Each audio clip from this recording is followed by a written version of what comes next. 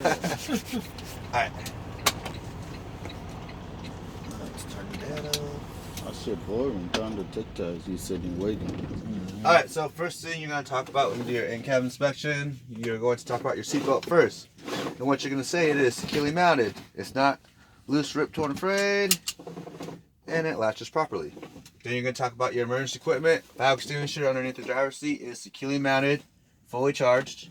You got 3 reflective triangles in the passenger side box. Then, in the glove box, you have spare fuses for all circuits that require fuses unless they are equipped with a circuit breaker. Now I'm going to conduct my safe start. Put the truck in neutral. Make sure both the brakes are set. Then, I'm going to turn the power on. Can you hold on, please? Oh man, I'll send it to you. I want to. Okay. Then I'm going to wait for my gauges to completely cycle all the way through. Once they have, then I'm going to turn the engine on. Now after I turn the engine on, I'm going to start talking about my gauges. So my temperature gauge, which will be the water temperature gauge, rises to the operating range and the warning light is off. Big box above the fuel gauge will be your volt amp meter. Use the plus or minus on the steering wheel to scroll through the pages until you get to the battery. Rises to the operating range of 12 to 14 volts and the warning light is off. Oil pressure gauge rises to the operating range and the warning light is off. My 2 air pressure gauges rise to the operating range of 90 to 120 psi and the warning light is off. I'm going to go straight back to my steering wheel. I got my city horn that is working properly and I got my air horn that's working properly. Remember, that is verbal, don't physically do it. Now to the left of the steering wheel, I'm going to do my light indicator check. So I'm going to flip the black switch all the way to the right. Low beams are working right. Pull the lever to the left in towards me. Got my blue high beams on the dash. High beams are working. Right indicator is working. Left indicator is working properly. And then my four-way flashes are also working properly. Boom. Now I'm going to go to my left and my right and I got my mirrors. My mirrors are properly adjusted. All glass is clean. It's not cracked, it's not broken, it's not damaged. And there's nothing blocking my driver's view. Then I'm going to go straight down to the windshield wipers. They're securely mounted, they're not cracked, they're not dry rotted, and they're not missing. They have the proper spring tension held to the windshield. Flip the lever up, and it works at all speeds, right? Push it in. Windshield washer fluid is full, and it is also working properly. Then I'm going to come all the way back to my heater defroster. Works at all speeds, and I have nothing that is blocking my airflow. Now, I'm going to conduct my tug test. First thing I'm going to check is my tractor parking brake. So, make sure I'm at operating range of 90 to 120 psi. Test the tractor, so I'm going to push in the trailer brake. Press my foot on the service brake, put the truck in drive, press on the accelerator. Felt the truck rock left to right, that's the resistance. Put it back in neutral, pull out the trailer brake. Now I just got done doing my tractor parking brake tug test. Always got to put the truck in neutral before you set the brakes. If you pull the brake and then put it in neutral, you will not get the point. Alright, now I'm going to do the trailer parking brake tug test. Make sure I'm at operating range of 90 to 120 psi. Testing the trailer, so I'm going to push in the tractor brake. Press my foot on the service brake, put the truck in drive, press on the accelerator. Felt the trailer pulls backwards, right? That's the resistance. Put it back in neutral. Pull out the tractor parking brake. Now I just did my trailer parking brake tug test. Now I'm verbally going to talk about the service brake test. And what I'm going to say is I'd put the truck in drive, go approximately 5 miles an hour, press my foot on the service brake, make sure it stops the truck and the brakes work properly. Make sure the truck doesn't go from one side or the other, and then make sure my ABS light is off. Now I'm done with that. I'm going to conduct the air brake test.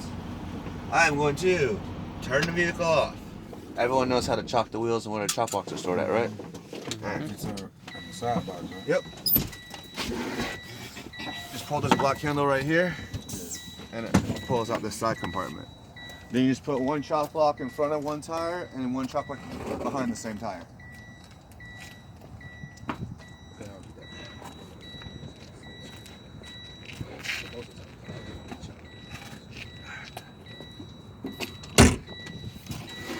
Using 3 points of contact, getting back in the truck. Putting the seatbelt on because you need it on at all times when you do the in-cab inspection. Now I'm going to turn the power on. Only the power, not the engine. Wait for my gauges to cycle all the way through. Step 1, I have to turn the power on. I'm going to make sure I have a minimum of 105 PSI. That's because it takes 105 PSI to perform the air brake test. Step 2, I'm going to push in both my brakes. Mustard, then ketchup. Now I'll lose immediately 10 to 15 PSI. The reason why you push in the tractor brake first is because it completely closes the valve so then no air can get in there. If you push the trailer brake in first, air can get in the tractor brake valve and there's a safety valve where it's going to pop out. Alright, step 3. Once the air has stabilized, which it has, I should lose no more than 3 PSI in 1 minute. Then I'm going to ask the tester, do they want me to count or do they want me to continue? So now the tester says I'm going to continue. So now I'm going to go to step 4. With my foot pressed down on the service brake, I should lose no more than 4 PSI in 1 minute. Press on the service brake and ask the tester, do you want me to count or continue? They're going to say count. Then you're going to go 1, 2, 3, 4, 5, 6, 7, 8, 9, 10, 11, 12, 13, 14, 15, 16, 17, 18, 19, 20, 21, 22, 23, 24, 25, 26, 27, 28, 29, 30. 31, 32, 33, 34, 35, 36, 37, 38, 39, 40, 41, 42, 43, 44, 45, 46, 47, 48, 49, 50, 51, 52, 53, 54, 55, 56, 57, 58, 59, 60. Then let go of the brake. Boom, I lost no more than 4 PSI in 1 minute. And make sure you put enough pressure on the brake when you let go, the tester can hear the air release. Because if they can't hear the air, then they're not going to be able to tell if your foot was on the service brake or not. And if you don't hold that brake down for 1 minute, game over. Alright, step 5. I'm going to continue pumping and fanning my brakes until I get to 60 PSI. I'll see my warning lights and I'll hear the warning buzzer. Now I'm going to perform a step. Alright, I got my 2 warning lights above the fuel gauge and I can hear that awesome buzzer going off. Then, step 6, the last step, I'm going to continue pumping and fanning my brakes until I get to 20 to 40 PSI and both my spring brakes will set, which just means the tractor and trailer brake are going to pop out. Now I'm going to perform a step.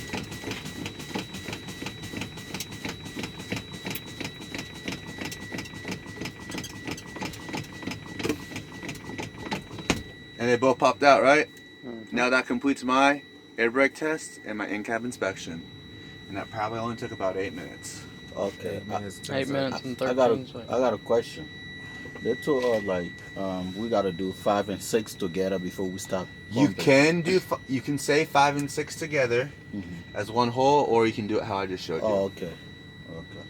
I just show it step by step so you know what each individual step looks like. Okay. Because some people get confused when they say 5 and 6 together, and some people learn better when it's boom.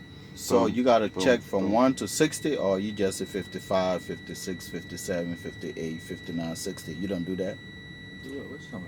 You can you have for to the 1 minute. you He got counted it. you gotta That's count what to I'm 60. asking. The first I- one, you're not gonna. They probably mean- not gonna have you count. He said. When you ask for the lose no more than 3 PSI in 1 minute after the air stabilizes, and you're gonna ask the counter continue, 99% like they'll say continue. Right. And the air brake tech you have to hold that service brake You down hold it, for you gotta 1 count minute, that. so they're gonna have you count. So for example, just count to 60. 1, 2, 3, 4, 5. Or you can go 1 Mississippi, 2 Mississippi. Yeah, that's the question I was asking because he said you can count from 55, 56, 57, So 58. That's why I want to know. Or you can go if you can count from 1 to 69, 60. 59, Yeah. Are you talking about 60, going down? 59, 58, You 57. count either way as long as it's 60 seconds. That's long why as it is I wanna 60 know.